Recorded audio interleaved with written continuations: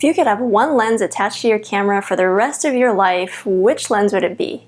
If you're like me, that answer is probably the 24-70 f2.8 lens. This has long been considered the desert island lens by most photographers because 24-70 is such a useful focal range. You can get really wide with 24mm, or you can zoom in really close to 70mm, and you have all those focal lengths in between.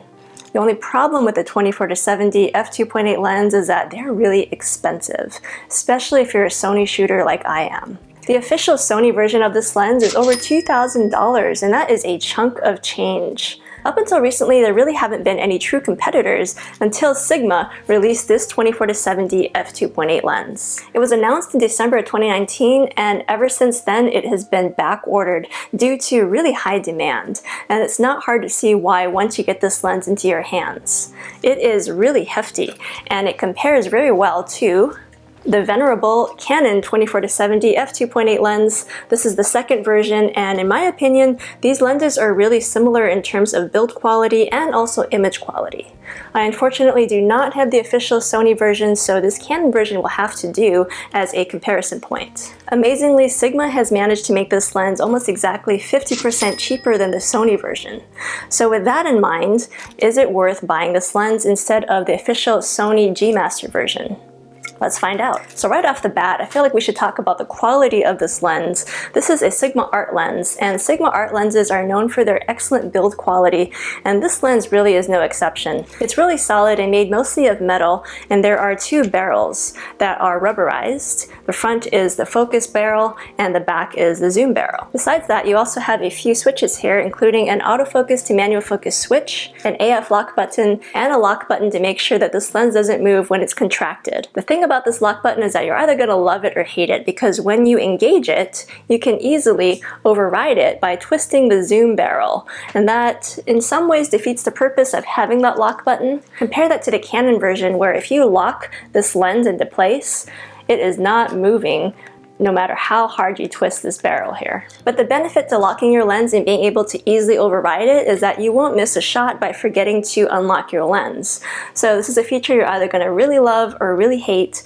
I actually am in between. I don't think that it's a bad thing to be able to easily override that lock function if I see something and want to shoot it right away. The lens also comes with a removable hood, which you can easily attach to the front of the lens, as well as a lens cap, and Sigma also includes a nice carrying case for all of their lenses. The filter size is 82mm, which is the exact same as on the Canon version of this lens, but 82mm is on the bigger side, so you do want to make sure that you can find 82mm filters if you want to protect the front of this lens with a UV filter, or use a polarizer, graduated filters, etc. This lens is also made in Japan, which is becoming increasingly rare for camera parts these days, but you can just feel the craftsmanship and the build quality when you're holding this lens.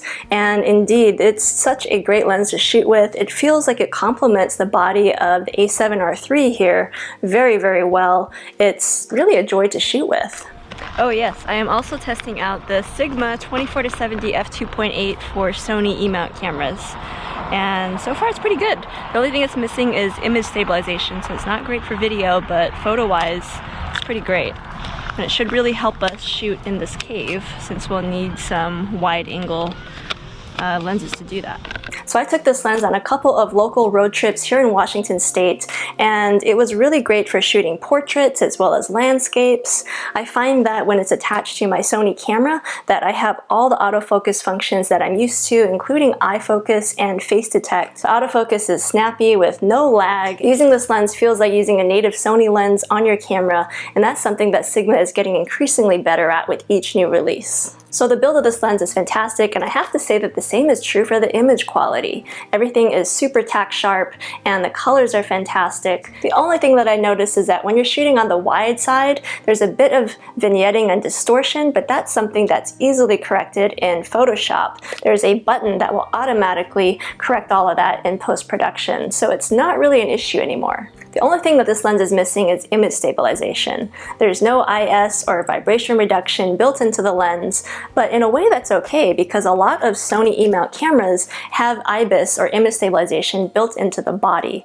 So the lens is perfectly compatible with that, and you can still get a degree of image stabilization if your camera has IBIS. However, in my experience, it's always better if the lens itself also has image stabilization. So that's the one thing that I think is missing from this lens, but I really can't fault Sigma for that because Sony themselves also don't have image stabilization built into their G Master lens. Another thing to really love about Sigma lenses is that they come with a 1-year warranty as well as a 3-year extension for those of us based in the USA. So you're getting a total of 4 years of warranty with this lens, which is a lot more than you get with this Sony lens, which only comes with a 1-year warranty.